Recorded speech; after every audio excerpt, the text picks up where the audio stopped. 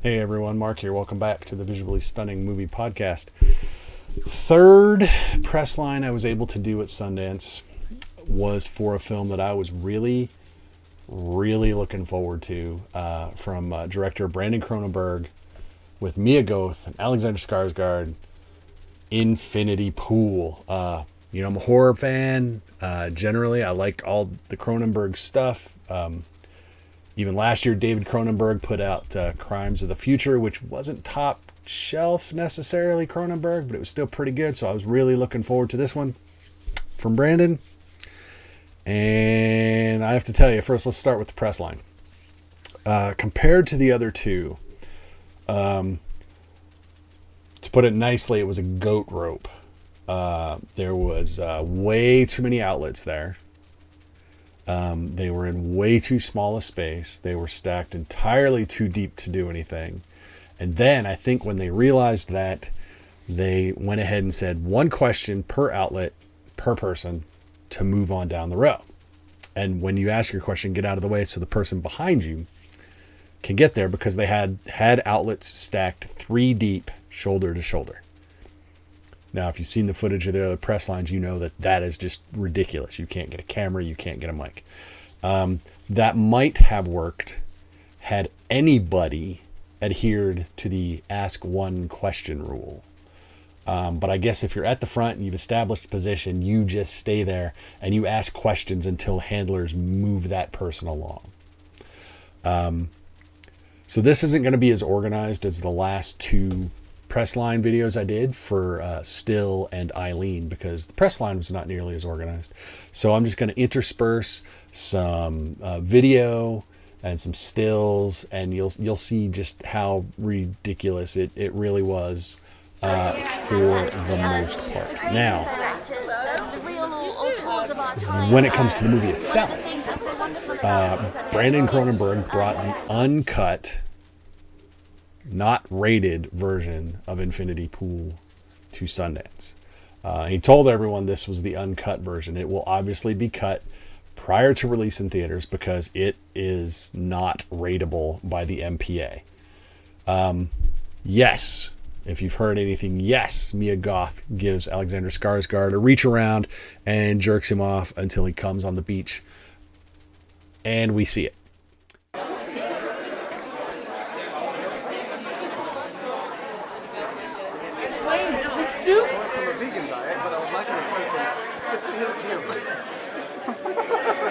You know what? That's Sundance, baby. Thank you. Hey, Alec, what was your first reaction when you saw Cronenberg pop up? Sorry. What's it like to be live? We see an orgy scene. We see hard violence. We see a lot of language. This is an uncut version of a film. I don't care, by the way. Here's what I do care about. We left the theater. So after the press line, I had to wait the next day to see this at the Press and Industry screening. And I was really excited. I honestly didn't think I would get in, because I thought it was going to be so popular that I wouldn't get in. Theater's about half to 2/3 full. And we come out, and one of my fellow audience members called it lurid garbage. I think it's half right. I think it's lurid. I don't know that it's complete garbage. There's titillation. There's boundary pushing. I mean, that's Cronenberg. I mean, that's the name. It comes with Cronenberg, whether it's Brandon or Dave. Titillation for titillation's sake ceases to be titillating. And this film is just so gratuitous and over the top and mindlessly excessive that when you can dig down to a point that he might be making, or a metaphor he might be using, or an analogy he's trying to invoke, it doesn't really matter. So I would be interested to see if a cut version of this is slightly more coherent, because there are good bits here. Alexander Skarsgård is a great actor. Mia Goth is a great actor. The ideas here are really solid.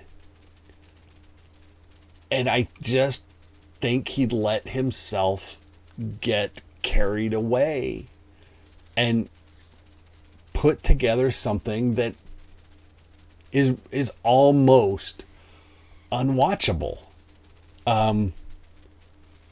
In a way that it doesn't really function as a film that in this version that I need to see again.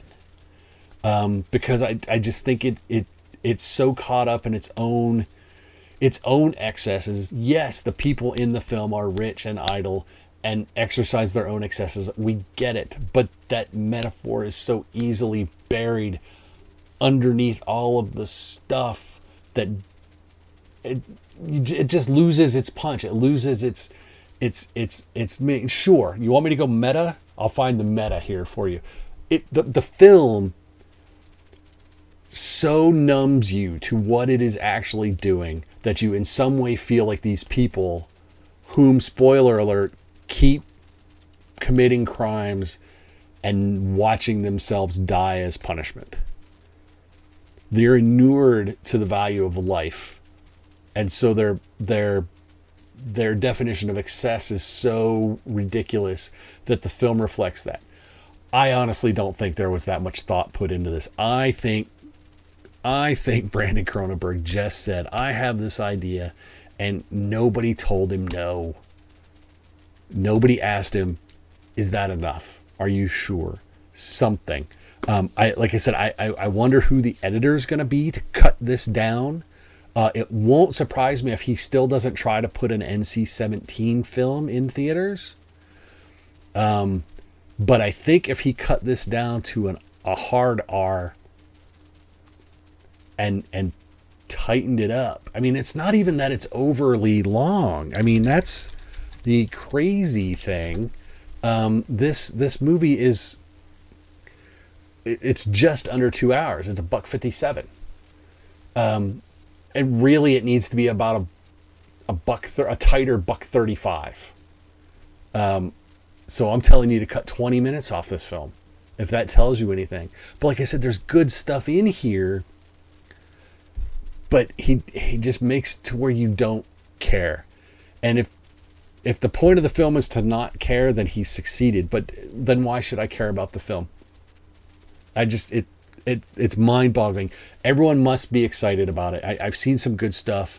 Some people are raving about it. It's just no, and that disappoints me, because this was the movie that I was really, really jazzed to see at Sundance. It was the one that I was building I can't do anything else before this because it might make me late to get in line to see it movie. Okay, that's how much I wanted to like this movie, and I don't. So on top of the really crappy press line, I couldn't even get a movie that I enjoyed to kind of validate all of the garbage that happened on the press line. And that pisses me off to no end. So I see what the runtime is when it hits theaters. I'll be if there's an appreciable cut, I might go see it again. But otherwise, I don't know that I have to. And again, I was really looking forward to this, especially after Mia Goth put out X and Pearl last year. What scene do you remember most about shooting in the film? There are many scenes. I would probably say being on the hood of the car throwing pieces of chicken at Alex. That was pretty memorable. I didn't know how this could miss. And yet, for me at least, it does. So, damn it. That's it. That's all I got. Go watch the other two press lines. They're much more wonderful, and the films were great.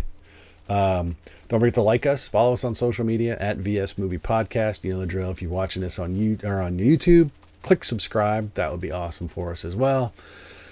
Till we talk to you again, stay safe, be good. Go watch a good movie in theaters, because there are lots of good movies out there, and there's nothing like the theater experience. The theater experience is back. Trust me, just go.